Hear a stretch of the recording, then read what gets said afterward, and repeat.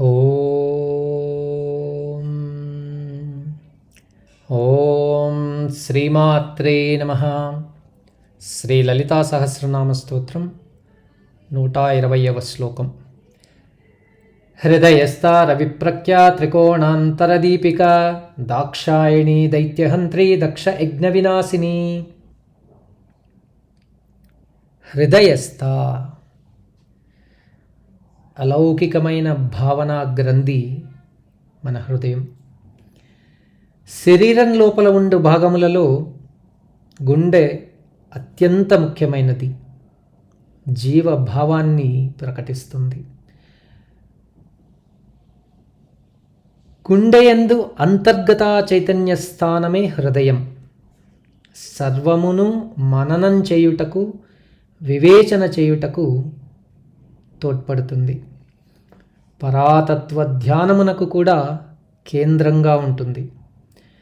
మనోచిత్తాహంకారములకు సూక్ష్మ రూపములచే కూడి ఉంటుంది. ఉదయం నుదుటి స్థానం, మధ్యాహ్న కాలమందు హృదయస్థానం, సాయంకాలం శిరస్థానం ధ్యాన కేంద్రాలుగా యోగీశ్వరులచే చెప్పబడింది. హృదయత్తంగా ఉండునది సర్వజ్ఞతాభావం. నమః శబ్దం చేత సూచింపబడినది. హృదయాయ నమః అన్నది అంగన్యాసం.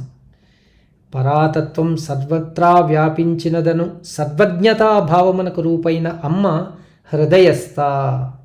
సర్వకామములను నెరవేర్చున్నది అమ్మ. ఓం ఐం హ్రీం శ్రీం హృదయస్థాయై నమః. రవిప్రఖ్య ఒక విషయాన్ని గురించి మననం చేయటం కానీ భావించుట కానీ చేయునది మన మనస్సు. హృదయం అందులో ఉండే చైతన్యం. పరాశక్తి సర్వత్రా వ్యాపించినదను స్థిర భావనే సర్వజ్ఞత. హృదయాది దేవత ప్రకాశంలో సూర్య సమానంగా ఉంటుంది. ఉదయకాలాన అగ్ని రూపంతో, మధ్యాహ్నం సూర్య రూపంతో, సాయంకాలం చంద్ర రూపంతో ధ్యానించబడుతూ ఉంది. సర్వతేజో రూపమగు పరమేశ్వరి చిదగ్నికుండ సంభూత. అందుకే అమ్మ రవిప్రఖ్య, జ్ఞానమునకు రూపం, జ్ఞానప్రదాత భాస్కరుడు. ఓం ఐం హ్రీం శ్రీం రవిప్రఖ్యాయై నమః. త్రికోణాంతర దీపిక. శ్రీచక్రమందుండు మహాబిందువు, దాని మొదటి ఆవరణం త్రికోణం. ఇచ్ఛాజ్ఞాన క్రియాశక్తుల సంకేతం. మూలాధారే వసే దివ్యం త్రికోణమితి. మూలాధారమందు సుందరమైనది త్రికోణము. కుండలినీ శక్తికి కేంద్రం.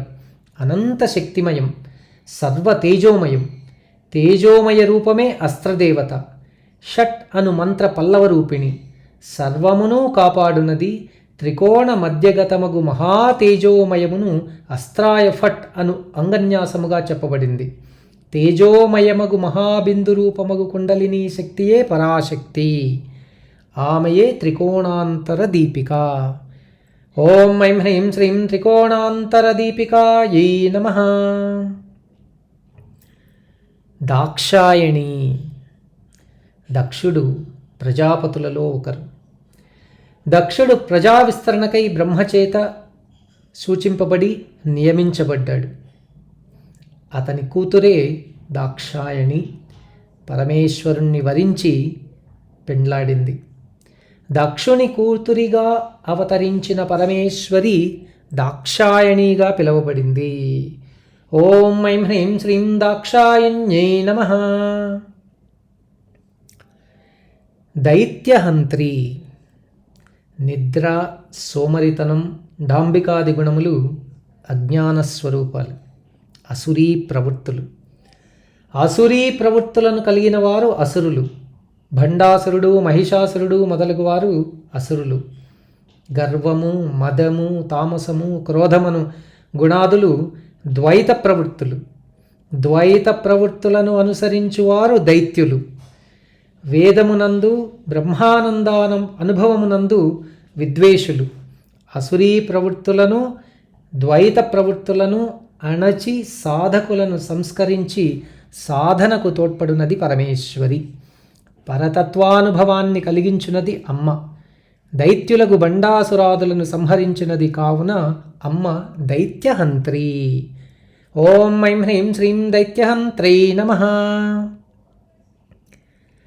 దక్షయజ్ఞ వినాశిని.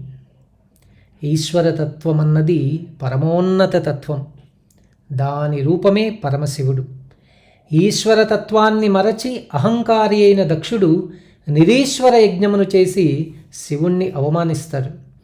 మమకారంతో యజ్ఞమును చూడవచ్చిన సతీదేవిని సమస్త దేవతల ముందు అవమానిస్తాడు. ఆ అవమానాన్ని భరించలేక దాక్షాయణి మనస్తాపం చెంది దక్ష యజ్ఞమునకు ఆహుతి అవుతుంది. అది విన్న పరమశివుడు వీరభద్రుని చేత దక్షయజ్ఞాన్ని ధ్వంసం కావిస్తాడు. దక్షుణ్ణి సంహరింపజేస్తాడు. యజ్ఞశాల శ్మశాన వాటికగా మారుతుంది. దేవతాదుల నుతులను అత్తగారి ప్రార్థనతో సాధించిన పరమేశ్వరుడు మేకతలతో దక్షుణ్ణి అనుగ్రహిస్తాడు. ఈశ్వర తత్వమును మరచి అహంకరించిన దానికి పరిణామ నిదర్శనమే దక్ష యజ్ఞ వినాశం. దీనికంతకు కారణముకు అమ్మ దక్ష యజ్ఞ వినాశిని. ఓం ఐం హ్రీం శ్రీం దక్షయజ్ఞ వినాశిన్యై నమః.